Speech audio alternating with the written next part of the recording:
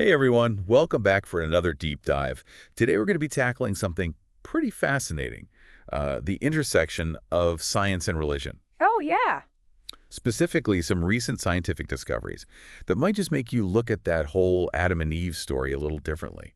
It's pretty wild. It is wild. You know how sometimes new findings kind of turn things on their head, even like established scientific ideas? Absolutely. And this is definitely one of those topics, right? It's a sensitive one, no doubt, but we're going to approach it with open minds, and explore the information in a balanced kind of way. For sure, for sure. So for a long time, scientific theories, and we're talking like evolution in particular, seem to really contradict that whole biblical account of Adam and Eve, as the first humans and all that. Right, like they were the only ancestors. Exactly. It always felt like science and religion were, On opposite sides. totally like in opposite corners of the ring. Yeah. But now things are getting interesting. We're seeing a real shift happening. New scientific discoveries are kind of forcing everyone to re-examine how those two connect. It's a whole new ball game. So let's get down to it. What are these discoveries that have everyone so riled up? Well, the big one is that there's growing evidence that suggests that all humans might actually be descended from one single paired ancestors. Whoa, hold on. Are we talking like Adam and Eve? Right. Adam and Eve. It's a question that's causing a lot of debate. Now, biologists have always agreed that we share a common ancestor, but these new findings are making everyone reinterpret what that actually means. So are we saying that this common ancestor could be the Adam and Eve? Well, we can't definitively say yes just yet, but it's definitely a possibility that's got people talking. It's almost like science is echoing, an ancient story. That's huge. I mean, it really makes you wonder about, those folks who were so quick to dismiss the biblical account. Now they're eating their words a little bit. It definitely challenges assumptions, that's for sure. It just goes to show that scientific understanding is always evolving. What we thought was an absolute truth today might be challenged tomorrow. And speaking of things that have been debated for centuries, what about the Garden of Eden? Is there any scientific evidence that suggests it wasn't just a myth? Well, it's pretty fascinating. There are actually archaeological findings that suggest that the Garden of Eden may have been a real place in ancient Mesopotamia, maybe even the cradle of civilization. Hold up, so the Garden of Eden might not just be a story. Some researchers are leaning that way. And what's really interesting is that the area we're talking about, like modern-day Iraq, Syria, Iran, Turkey, that area actually lines up with the biblical descriptions of where Eden was supposed to be. That's pretty mind-blowing. So we've got science and the Bible kind of painting a similar picture here. It makes you wonder, though, if these findings keep developing, what other long-held beliefs might get a second look in the future. That's what's so exciting. We might just be scratching the surface. Imagine if science continues to uncover evidence that aligns with other biblical accounts. It could totally change our understanding of everything. History, spirituality, even ourselves. I'm getting chills just thinking about it. And that's why I love these deep dives. It's not just about learning facts. It's about challenging our assumptions and exploring the mysteries of the world around us. Absolutely. What's really remarkable is how these discoveries are making us look at the boundaries between science and religion differently. Maybe they're not as separate as we once thought. It's like science is finally catching up to a story that's been around for thousands of years. But let's bring it back to our listeners for a second. Why should they care about all of this? What's the relevance to their lives? That's a great question. I think this deep dive shows us how important it is to stay open-minded. We live in a world where information is constantly evolving, and what we think is true today might be different tomorrow. So don't be afraid to question things. Exactly. Questioning leads to learning and growth. It helps us move past assumptions and understand the world better. I love that. And speaking of moving past assumptions, did you know that even some of the stuff you find online about science, like in a simple Google search, is being questioned now because of these new discoveries?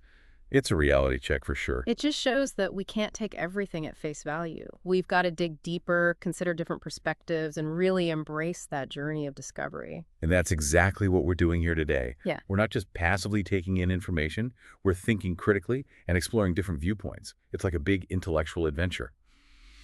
But before we get too carried away, we've got some thank yous to give out. Shout out to our awesome sponsors. Field Sock Your Feet will thank you, and Blob of Blogs for all your random and interesting blog needs. And a big thanks to author and researcher Goldwise, whose work has been key to understanding this fascinating topic. All right, everybody, get ready for part 2 of our deep dive into Adam and Eve Science Catches Up.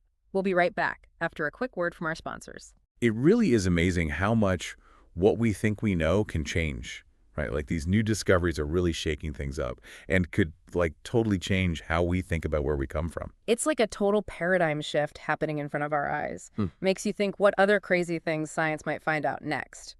But before we get too ahead of ourselves, let's dive a bit deeper into the evidence for this whole idea of a single human ancestor pair. Of course.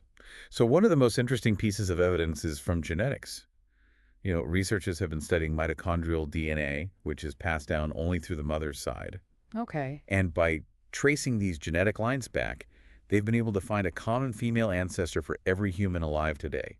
They call her mitochondrial Eve. No way! So there's actual scientific proof for a mitochondrial leaf. That's incredible. But what about on the father's side? Is there like a mitochondrial atom too? That's a great question, and the answer is yes. Similar research has been done on the Y chromosome, which comes from the father.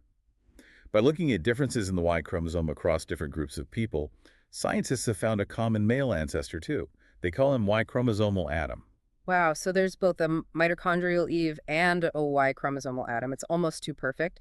But I'm sure some people are out there saying, hold on, this is just coincidence. It doesn't actually prove the Bible. What would you say to them? Well, it's important to remember that science doesn't try to prove or disprove religious texts. But the fact that these scientific discoveries line up so well with the Adam and Eve story, that's something to think about. It opens up a whole new world of possibilities. Definitely makes you rethink dismissing old stories that have been around forever. But let's change gears a bit and talk about where the Garden of Eden might have been. You said earlier there's evidence it could have been in ancient Mesopotamia. What exactly did they find there? Right. Well, Mesopotamia, which covers parts of modern-day Iraq, Iran, Kuwait, Syria, and Turkey, is famous for its history and fertile land. It's often called the cradle of civilization because it's where some of the first human settlements and farming happened, which fits with how the Bible describes Eden, a lush and abundant garden. That's super interesting. So the location and history of ancient Mesopotamia kind of fit the Eden story. But what specific archaeological stuff did they find to connect the two?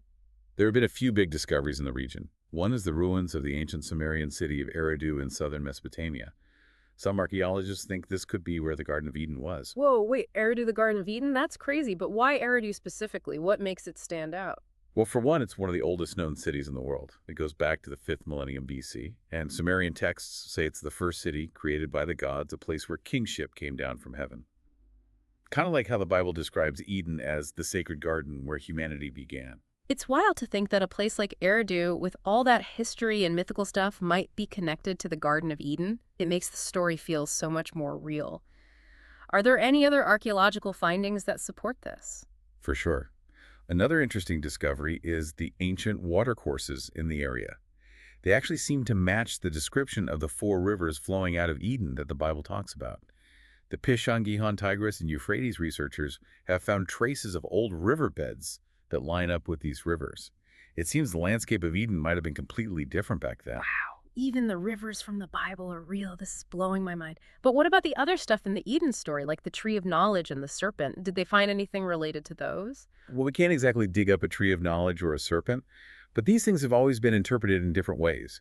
Some scholars say they're metaphors for the human condition, like our desire for knowledge, temptation, and the consequences of our choices.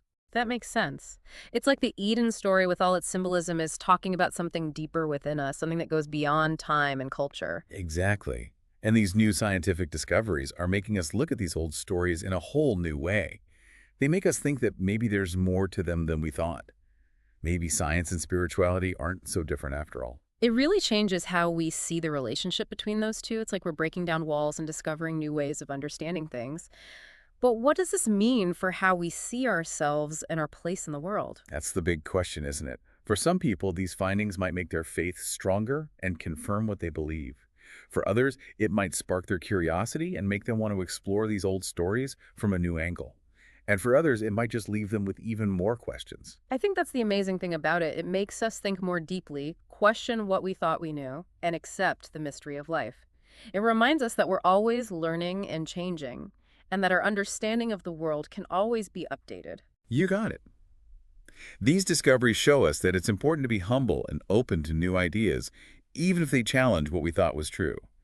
It's all about embracing the journey of discovery, both scientific and spiritual, and realizing that the search for truth never really ends. So these findings aren't really about giving us all the answers. They're more about showing us new ways to explore and understand things. Yeah. It's about seeing the bigger picture and recognizing that there might be many layers of truth in both scientific discoveries and ancient wisdom. Right. It's about embracing the complexity and wonder of it all. I love that. I think that's a really powerful message for our listeners. This deep dive has been a wild ride full of unexpected turns, and I'm feeling both humbled and inspired. It's been great sharing this journey with you and everyone listening, and who knows what other incredible things we'll discover as we keep exploring the mysteries of our world and ourselves. All right, we're back and wrapping up our deep dive into that wild world where science and the Adam and Eve story collide. I don't know about you, but my head is still spinning from all this. It's been a real mind bender. We've gone through some groundbreaking scientific findings that really make us question everything we thought we knew about where humans came from and whether the Garden of Eden was just a story. Totally. We talked about how genetics points to a single pair of ancestors for all of us, mitochondrial Eve and Y-chromosomal Adam, which kind of lines up with the Bible. And then there's all that archaeology in ancient Mesopotamia that suggests the Garden of Eden might have been an actual place. Yeah, and it's crazy to think that these findings are forcing us to look at the relationship between science and religion in a whole new way. It's like maybe they're not so different after all. It's like science is catching up to ancient wisdom, right? But let's get down to brass tacks. What does all this mean for us? How do we make sense of it and fit it into how we understand ourselves and our place in the world? That's the question, isn't it? For some folks, these findings might make their faith stronger and validate what they've always believed. For others, it might make them curious and want to look at these old stories with fresh eyes. And for some, it might just leave them with more questions. And I think that's the beauty of it all. It makes us dig deeper, question everything, and just embrace the mystery of it all. It reminds us that we're always learning and growing, and what we think is true today might change tomorrow. Exactly. These discoveries teach us to be humble and open to new ideas, even if they go against what we've always thought. It's all about enjoying the journey of discovery, both scientific and spiritual, and understanding that the search for truth never really ends. So it's not really about finding all the answers. It's about opening up new paths to explore and understand. Definitely. It's about expanding our horizons and seeing that maybe there are many layers of truth out there in both science and ancient wisdom. It's about taking in the complexity and wonder of it all. Well said. I think that's a powerful message for our listeners to take away. This deep dive has been an incredible ride full of twists and turns. It's left me feeling both small and inspired. It's been great sharing this journey with you and our listeners. Who knows what other amazing discoveries are waiting for us out there as we keep exploring the mysteries of the world and ourselves. I can't wait to find out. Huge thanks to everyone for diving deep with us today. Remember, the journey of discovery never really ends. Keep that curiosity alive, keep exploring, and always be open to the wonders around you. Don't forget to like and subscribe to our blog. And if you like to hear truth about your health and well-being, then check out our YouTube channels. Handles are @control.777 for well-being and podcasts, and at Phi Tribe for music that soothes even the savage beast.